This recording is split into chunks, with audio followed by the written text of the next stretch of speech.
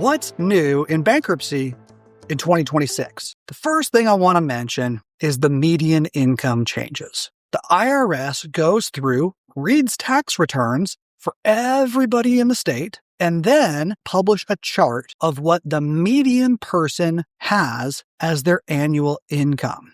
For your family size, they publish a number. What does that number mean? Well, that's what we call our no-look number for qualifying for Chapter 7. In other words, if you make less than this number, you can file for Chapter 7 bankruptcy without having to do a deep dive analysis into your financials. Now, if your numbers are above this, we can still get you into Chapter 7 a lot of times. 75% of my clients file Chapter 7. But it's more work if you're above this number. What's the median income for a family of one in Oklahoma in 2026? $61,180. That's the correct answer, Luke Homen. That's actually a tremendous number. It has gone up by $5,000 since last year. Huge increase. For perspective, going back 10 years, 2016, the median family income for a household of one was $43,000.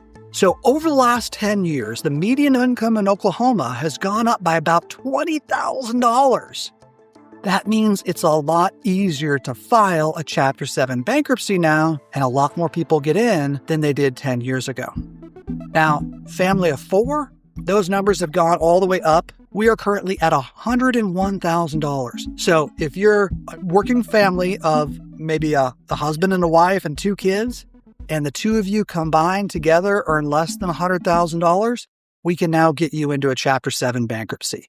That's amazing.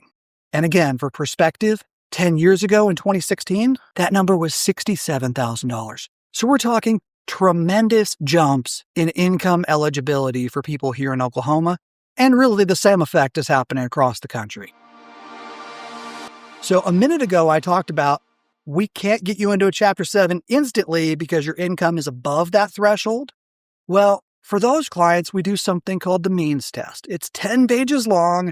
We look at your individual finances, we look at the IRS standards, and these are allowances by the IRS. Your rent, your car payment, your utilities, and those numbers have increased as well. So I'm not going to go line by line through those, but these numbers are continuing to increase, which is great news for people looking to get into Chapter 7 bankruptcy. Turning to Chapter 13 for a moment, is that the debt limit for Chapter 13 has gone up.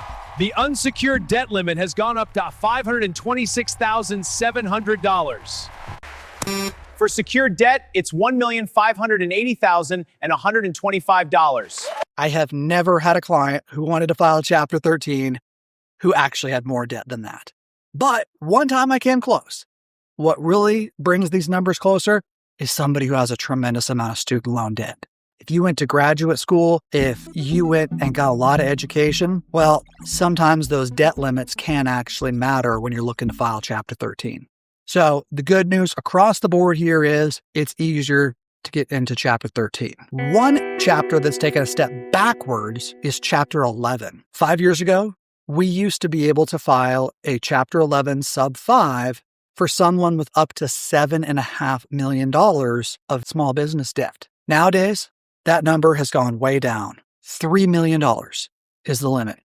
So if you are above that $3 million number, you either need to be looking at a Chapter 11 or you need to be looking at a Chapter 7. Because Chapter 7 has no debt limits. This is for 13s and 11s only. And so for Chapter 11s, they have taken that threshold, $7.5 million to get in. Now it's only for business owners with less than about $3 million of debt. There are some senators and congressmen who have introduced legislation to try and restore that threshold back up to $7.5 million. But right now, it looks like most of Congress just wants that debt limit to stay at the $3 million number. So for business owners, check out my other videos. We're probably going to be looking at a Chapter 7. That's usually what I recommend here. All right, we've got some big changes. One big change in bankruptcy really over the last 5 years is the change to student loan law. The law itself hasn't really changed, but what's changed in the last 5 years is the enforcement of the law. And what I specifically mean is this. the Department of Education, about 5 years ago, released very specific criteria for discharging student loans in bankruptcy. This is amazing. My clients have now successfully discharged over $800,000 in student loan debt. It's not automatic. There's a separate lawsuit we have to file inside the bankruptcy. There is a process, but this is available and it works. Now, this is very much one of those case-by-case areas. We've got to look at your current ability to pay student loans, your future ability, and good faith factors. So we'll take a consultation with you. We'll talk through your specific situation, but I want you to be encouraged. 10 years ago, no one in the country was discharging student loans. And now those doors are starting to open and we're able to start seeing some real results there. So again, case-by-case basis. Talk to us though. If you've got student loan debt and you have no realistic ability to pay that student loan debt, you may be able to discharge that student loan debt using a bankruptcy and an adversary proceeding. One last change, and this is really interesting. The Chapter 7 bankruptcy trustees have been given a raise. For over 30 years now, when a Chapter 7 bankruptcy trustee marks a case as no asset, in other words, this person has no money, I'm not getting involved, move on to the next case, the Chapter 7 trustee got paid a whopping $60. Now, 30 plus years ago, $60 was great money. In today's economy, the bankruptcy trustees are losing money on every single no asset case. So what does that mean? Well, for the last 10 years or so, that's meant that bankruptcy trustees have been working harder to find assets, tax returns, garnishments, anything they can, because the trustees get paid more on an asset case. So what changed? Well, effective April of 2026, those bankruptcy trustees are now getting paid $120 a case. And it's not coming out of the debtor's pocket either. So how does this affect debtors? This.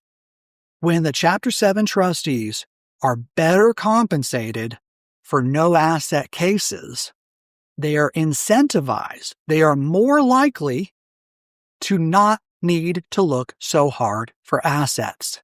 That means more people filing Chapter 7 in the future are more likely to keep more of their stuff because the trustees now have extra incentive to say, this is a no asset case. So these are all fantastic updates. Really, the only negative update this year is that the small business filings are more difficult. But the Chapter 7 eligibility, the Chapter 13 eligibility, student loan eligibility, and trustee compensation, those have all been changed for the benefit of debtors. So this is the best year ever to file Chapter 7.